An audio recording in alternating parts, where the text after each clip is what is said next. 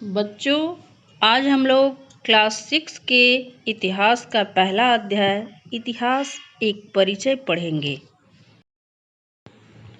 कभी कभी स्वाभाविक रूप से हम लोगों के दिमाग में काफ़ी प्रश्न उठते हैं। मैं कौन हूँ, यह समाज या फिर यह दुनिया कैसे काम करती है। इन सारे उलझे विषयों को समझने से पहले इस बात को जानने की ज़रूरत होती है कि हमारे समाज का विकास कैसे हुआ।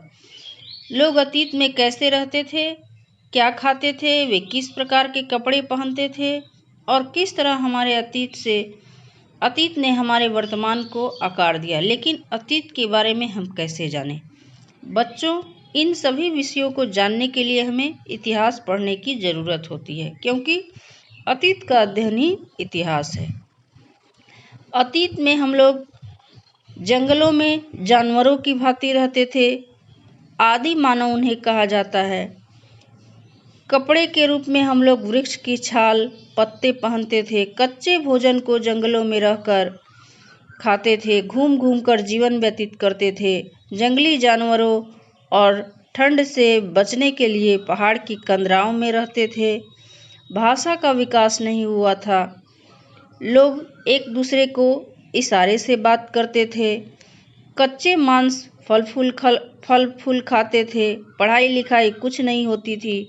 लेकिन जैसे जैसे सभ्यता का विकास होता गया, धीरे धीरे हम लोग आगे बढ़ते गए और आज आदि मानव से आगे बढ़कर आज हम लोग एक सभ्य समाज में जीवन व्यतीत कर रहे हैं।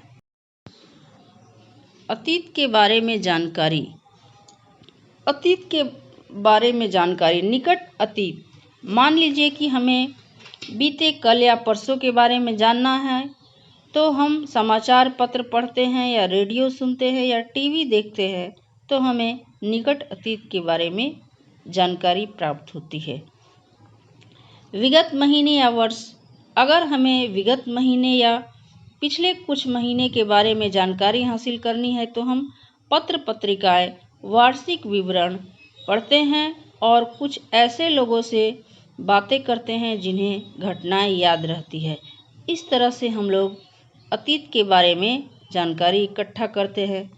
मान लीजिए 2-3 दिन पहले कोई घटना हुई, उसके बारे में हमें जानना है, हमने उस पर उस समय ध्यान नहीं दिया, तो उसके लिए हम क्या करते हैं कि 2-3 दिन पहले का समाचार पत्र से 2-3 दिन पहले की घटना का जानकारी प्राप्त कर लेते हैं। या रेडियो में साप्ताहिक समाचार, टीवी में भी दिखाया जाता है, तो उससे जानकर हम लोग 2-3 दिन पहले की जानकारी इकट्ठा कर लेते हैं। लेकिन अगर बीते हुए महीने, बीते हुए वर्ष की घटनाओं के बारे में जानना है, तो इसके लिए हम लोग क्या करते हैं, कैसे जानकारी इकट्ठा करते हैं?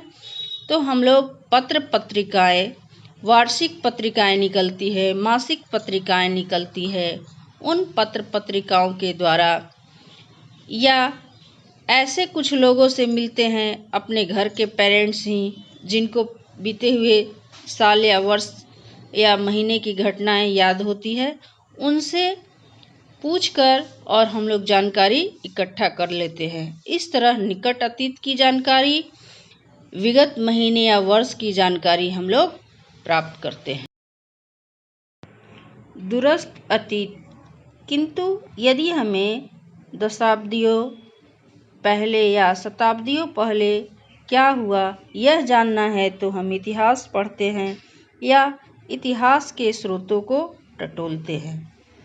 मतलब अगर हमें 10 साल पहले, 20 साल पहले, 100-200 साल पहले क्या हुआ था, उसके बारे में हमें जानकारी अगर इकट्ठा करना हो, तो हमें इतिहास की किताबों को पढ़ना पड़ता है।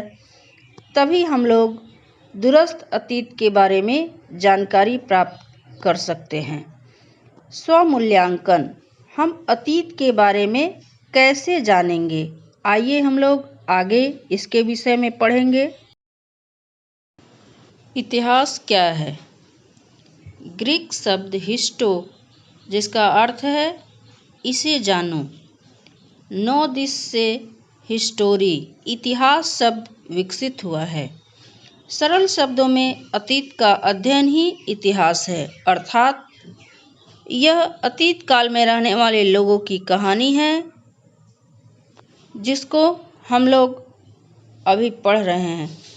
देखिए, हिस्ट्री की उत्पत्ति जो है ग्रीक शब्द हिस्टो और नाउ दिस हिस्टोरी से हुई है। इसका अर्थ होता है इतिहास, इसे जानो। सरल शब्दों में अगर हम कहें कि इतिहास क्या है तो अतीत का अध्ययन ही इतिहास है, अर्थात यह अतीत काल में रहने वाले लोगों की कहानी इतिहास के द्वारा हम लोग पढ़ते हैं। वस्तुतः इतिहास अतीत काल के लोगों, स्थानों और घटनाओं का समयबद्ध क्रम से सजाया हुआ दस्तावेज है। यह हमें हमारे पूर्वजों की कहानी कहता है, उनकी दिनचर्या, कामकाज, रीति रिवाज, संस्कृति, धार्मिक विश्वास, सामाजिक और राजनीतिक प्रणाली के साथ साथ उनकी समस्याओं, महत्वाकांक्षाओं और उपलब्धियों के बारे में बताता है। अब इतिहास में हम लोग क्या पढ़ते हैं? तो इतिहास में हम लोग अतीत काल के घटनाओं को क्रमबद्ध तरीके से जो सजाया हुआ दस्तावेज है उसी को हम लोग इतिहास कहते हैं और उसी को हम लोग पढ़ते हैं। जैसे मान लीजिए 2001 की जो घटना है उसको इतिहास में 2001 की घटनाओं को एक साथ लिखा जाता है कि 2001 में क्या क्या हुआ, 2002 में क्या क्या हुआ, 2003 में क्या हुआ, 2004 में क्या हुआ। इस तरह से क्रम से सिलसिलेवार ढंग से इतिहास में लिखा जाता है। अब ऐसा नहीं कि 2001 की घटना को पहले लिखे, उसके बाद 2010 की घटना को लिख दिए, बीच के भाग को छोड़कर फिर 2008 की घटना को लिखे। इस तरह से नहीं लिखा जाता है। इतिहास में क्रम से, समयबद्ध क्रम से सजाकर लिखा जाता है। क्या लिखा जाता है इसमें? तो हमारे पूर्वजों की कहानी, हमारे जो पूर्वज थे उनकी जीवनचर्या, कैसे जीवन जीते थे, वो कौन कौन काम काज करते थे, किस तरह की उनकी रीति रिवाज थी, संस्कृति, धार्मिक विश्वास कैसा था, किस तरह के धर्म अध्यात्म पर वो लोग विश्वास करते थे, उस समय सभ्यता संस्कृति किस तरह चल रही थी, उनका राजनीतिक जीवन क्या था, उन लोगों ने अपने शासन काल में, अपने समय में क्या क्या किया, कौन कौन सी उपलब्धियां हैं उनकी, वो आगे क्या करना चाहते थे। इन सभी के बारे में हम लोग इतिहास में अध्ययन करते हैं। जैसे राजाओं का शासन हुआ करता था, राजा के बाद राजा का बेटा ही उसका उत्तराधिकारी बनता था। राजाओं को कई सारे 3, 4, 5, 6 इस तरह से विवाह करने का अधिकार था। राजा अपनी मर्जी से प्रजा को कड़े से कड़े दंड दे देता था। इस तरह की राजनीतिक व्यवस्था थी। ये इन सब सारी बातों की जानकारी हम लोग इतिहास के द्वारा ही कर पाते हैं। इतिहास के अध्ययन के द्वारा ही ये संभव हो पाता है। क्या आप जानते हैं हेरोडोटस को इतिहास का पिता कहते हैं? वे यूनानी इतिहासकार थे जिन्होंने सर्वप्रथम तथ्यों को सिलसिलेवार ढंग से सजाया, उनकी सच्चाई को परखा और उन्हें क्रमिक ढंग से सजाकर रखा। देखिए, हेरोडोटस जो थे उन्हें इतिहास का पिता या जनक कहा जाता है। क्यों कहा जाता है? वे एक यूनानी इतिहासकार थे जिन्होंने सर्वप्रथम, सबसे पहले इतिहास के तथ्यों को क्रमबद्ध तरीके से, सिलसिलेवार तरीके से, ढंग से सजाकर लिखा। जैसा कि अभी पहले ही बताए हैं कि जैसे 2001 की घटना, सारी घटनाओं को 1 में लिखा, 2002 की घटनाओं को 2 में, इस तरह से क्रम से सजाकर सिलसिलेवार ढंग से लिखा। इसलिए इन्हें इतिहास का पिता या जनक कहा जाता है। वे कहाँ के रहने वाले थे? तो वो यूनान के इतिहासकार थे। अब आगे हम लोग पढ़ेंगे हम इतिहास क्यों पढ़ते हैं, या इतिहास का क्या महत्व है, या इस विधा की विशिष्ट प्रकृति क्या है। चलिए हम लोग आगे पढ़ते हैं। कई दृष्टिकोण से इतिहास का अध्ययन हमारे लिए बहुत महत्वपूर्ण है। अपने अतीत को जानना, इतिहास को छोड़कर समाज विज्ञान की अधिकांश भाग में हम लोग वर्तमान समय के बारे में पढ़ते हैं, लेकिन इतिहास ही एक ऐसा विषय है जिसमें हम लोग अपने अतीत के बारे में पढ़ते हैं। इतिहास को छोड़कर सभी विषय दुनिया के वर्तमान के विषय में बताते हैं, किंतु इतिहास हमें यह समझने में मदद करता है कि हमारा वर्तमान विकसित कैसे हुआ। यह हमें समाज के वर्तमान का इतिहास बताता है। यह हमें वह अतीत बताता है जो वर्तमान को समझने के लिए महत्वपूर्ण है। इतिहास अतीत की घटनाओं का क्रमबद्ध अध्ययन है। वस्तुतः यह एक घटना से दूसरी घटना का जन्म किस तरह होता है, उसकी श्रृंखलाबद्ध अविरल कहानी है। इसलिए अतीत को समझे बिना वर्तमान को नहीं समझा जाता है। देखिए बच्चों, इतिहास में हम लोग यह समझने में मदद करता है, यह समझते हैं कि हमारा वर्तमान कैसे विकसित हुआ। क्या हम लोग प्राचीन समय में जो थे, वर्तमान में जो है ऐसे ही थे? प्राचीन समय में नहीं। हम लोग प्राचीन समय में क्या थे और किस प्रकार हम लोगों ने सुधार किया और यहाँ तक पहुँचे हैं। प्राचीन समय में लोग जंगलों में रहते थे, उसके बाद राजाओं का शासन हुआ, धार्मिक कई कालखंड हुए, उसके बाद अभी हम लोग यहाँ हैं। पहले हम लोग गुलाम थे, आज हम लोग आज़ाद भारत में रह रहे हैं। तो ये सभी कैसे संभव हो पाया, ये हम लोग जाने। कैसे जाने? इतिहास के द्वारा। यह हमें वह अतीत बताता है जो वर्तमान को समझने के लिए महत्वपूर्ण था। इतिहास अतीत की घटनाओं का क्रमबद्ध अध्ययन है। क्रम से हम लोग इतिहास में उसकी घटनाओं को पढ़ते हैं। उस पहले क्या हुआ, उसके बाद क्या हुआ, उसके बाद क्या हुआ, इस तरह से। वस्तुतः यह घटना से दूसरी घटना का जन्म किस तरह होता है उसके बारे में भी हम लोग जानते हैं कि जैसे अंग्रेज हमारे देश में व्यापार करने आए, उसके बाद भारत को गुलाम बना दिए। तो गुलामी की जंजीर से हम लोग कैसे निकले, कैसे हम लोग भारत को आज़ाद कराए, एक घटना के बाद दूसरी घटना का जन्म किस प्रकार हुआ, तो ये सभी हम लोग इतिहास के द्वारा ही जान पाते हैं। उनकी श्रृंखलाबद्ध अविरल कहानी है ये इतिहास। इसलिए अतीत को समझे बिना हम लोग वर्तमान को नहीं समझ सकते हैं, वर्तमान को सही दिशा निर्देश नहीं कर सकते हैं। अतीत से सीख लेकर हम लोग अपने वर्तमान को सुधारने की कोशिश करते हैं। स्वमूल्यांकन, वर्तमान को समझने में अतीत कैसे मददगार है। चलिए हम लोग आगे पढ़ते हैं। मानव संस्कृति और सभ्यता को जानना। इतिहास की मदद से हम कला, भवन निर्माण शैली, पुरातात्विक शैली, साहित्य, रीति रिवाज, धर्म आदि की जानकारी प्राप्त करते हैं। इसलिए यह मानव संस्कृति और सभ्यता में आए लगातार विकास जानने में यह हमारी मदद करता है। बच्चों, इतिहास में हम लोग मानव की संस्कृति और सभ्यता के बारे में जानते हैं। ये सभी इतिहास के अध्ययन से ही संभव हो पाता है।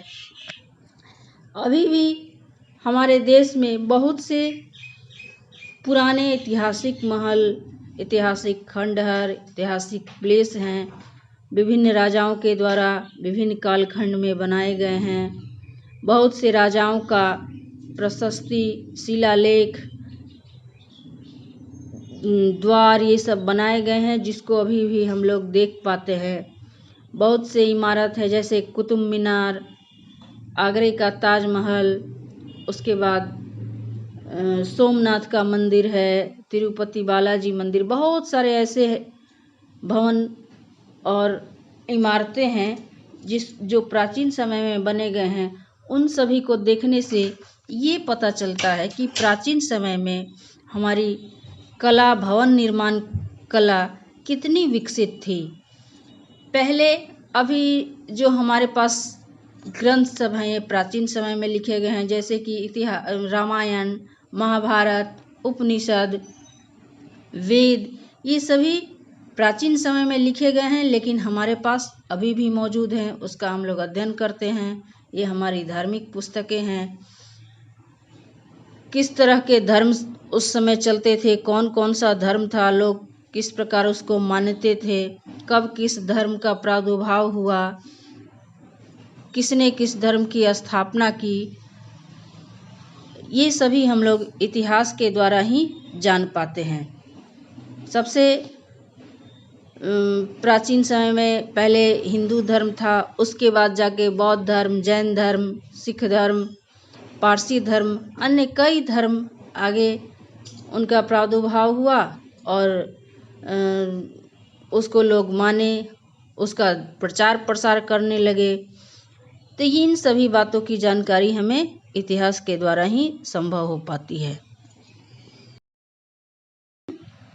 चित्र में देखिए आप लोग, चित्र के माध्यम से कि भारत के अलग अलग संस्कृतियों को दर्शाया गया है।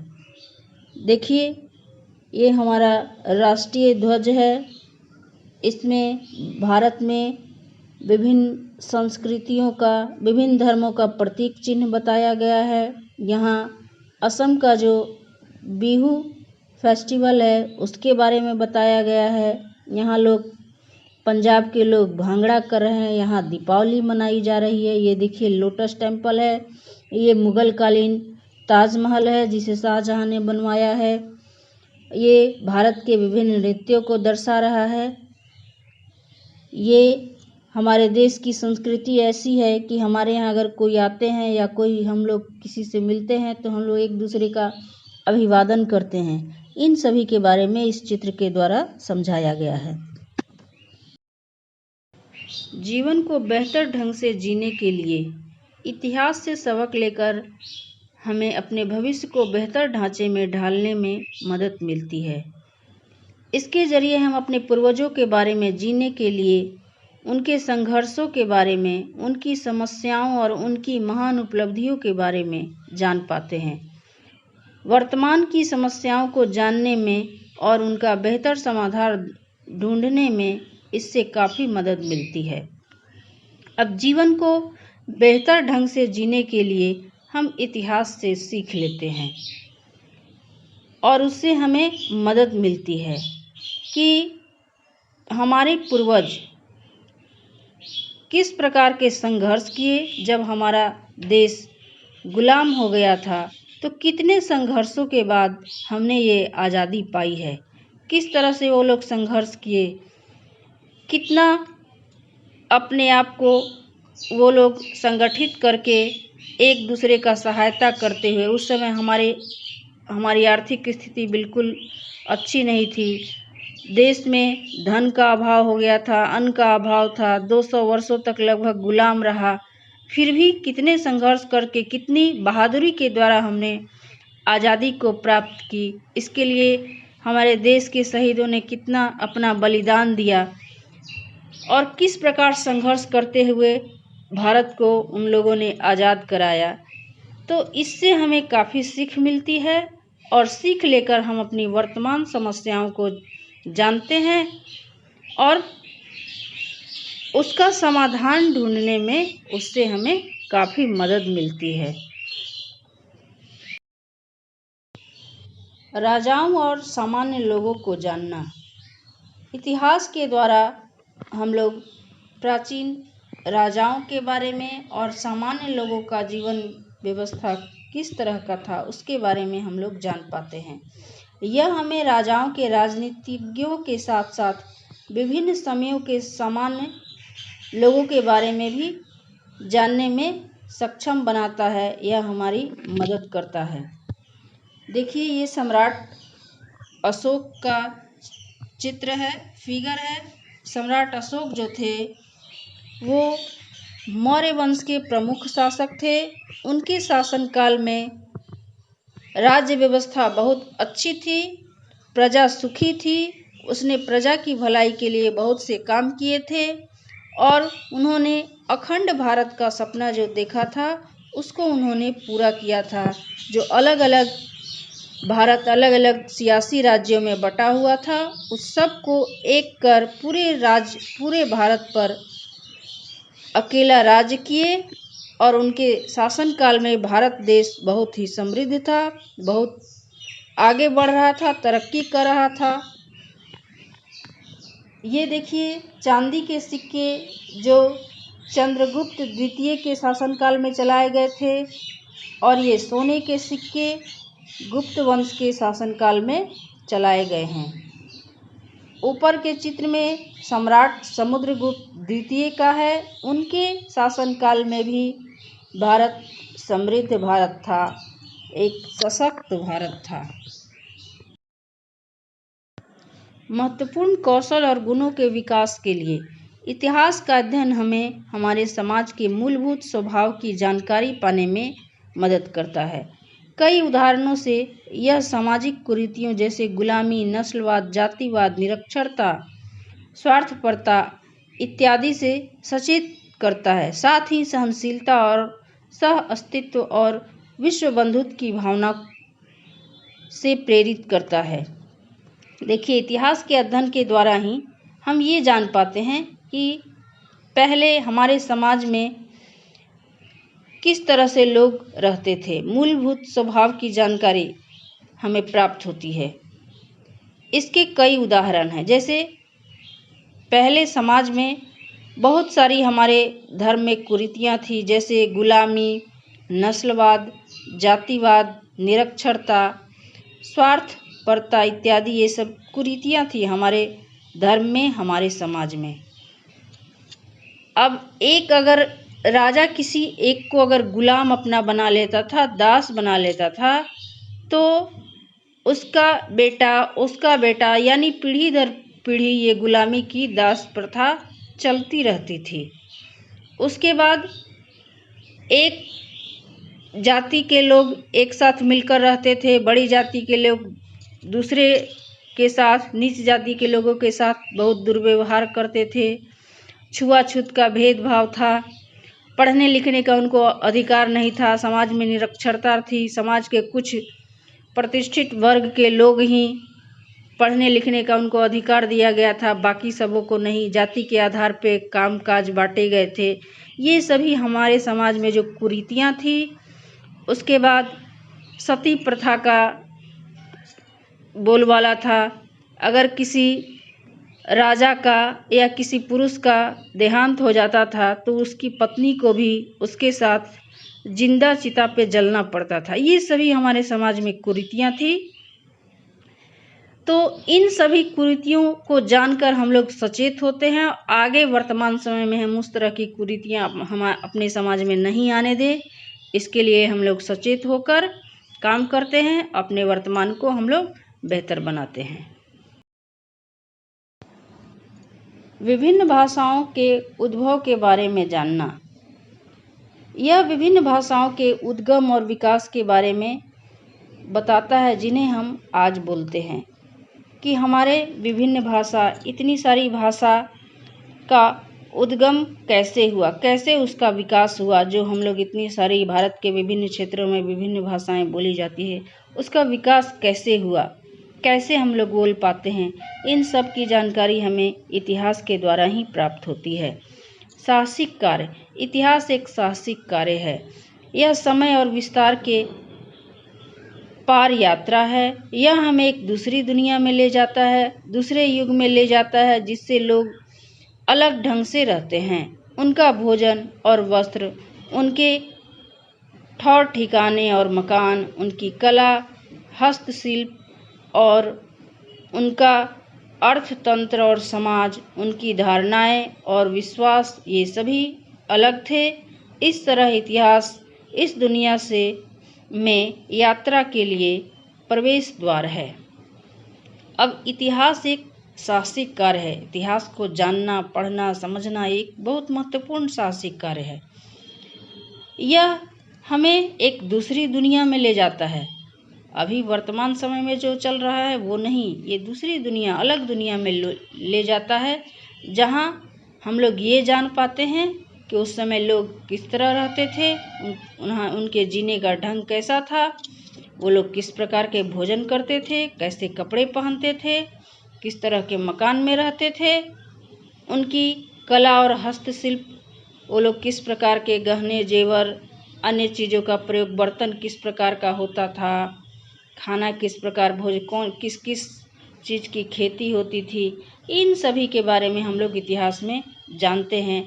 उनकी धारणाएं और विश्वास, किस पे वो लोग विश्वास करते थे, किन देवी देवताओं को मानते थे, किस प्रकार की पूजा करते थे, ये सभी हम लोग इतिहास के द्वारा ही जान पाते हैं।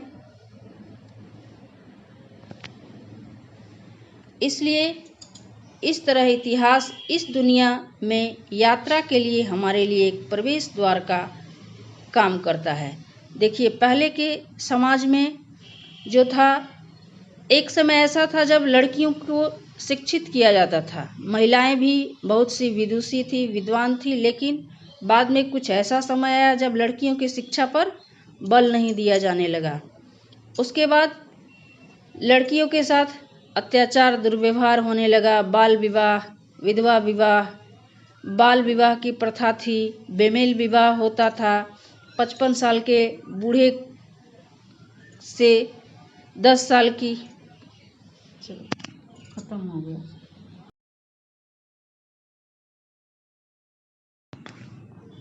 इतिहास महत्वपूर्ण शब्द।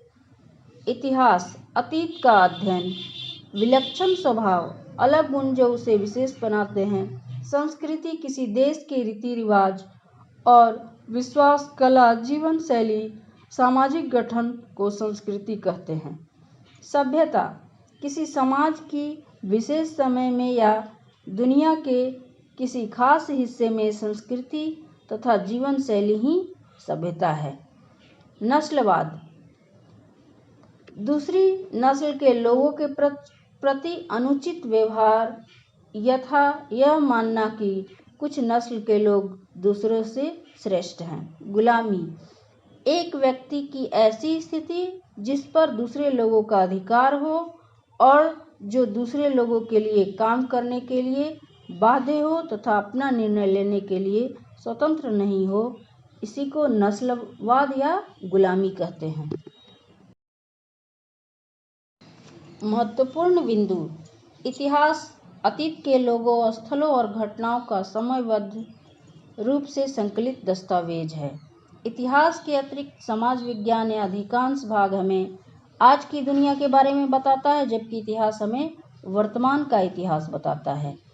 इतिहास समय और विस्तार से परे की यात्रा है। यह हमें दूसरी दुनिया में ले जाता है, दूसरे युग में ले जाता है जिसमें लोग अलग ढंग से रहते हैं। इतिहास सिर्फ सम्राटों और बड़े लोगों के बारे में ही नहीं, बल्कि आम लोगों, महिलाओं और बच्चों के जीवन और उनके कार्यकलापों के बारे में भी बताता है। इतिहास हमें महत्वपूर्ण कौशल और गुण विकसित करने के योग्य बनाता है। बच्चों, इन सभी मुख्य बिंदुओं को, महत्वपूर्ण शब्द को लिखकर याद कर लीजिएगा। धन्यवाद।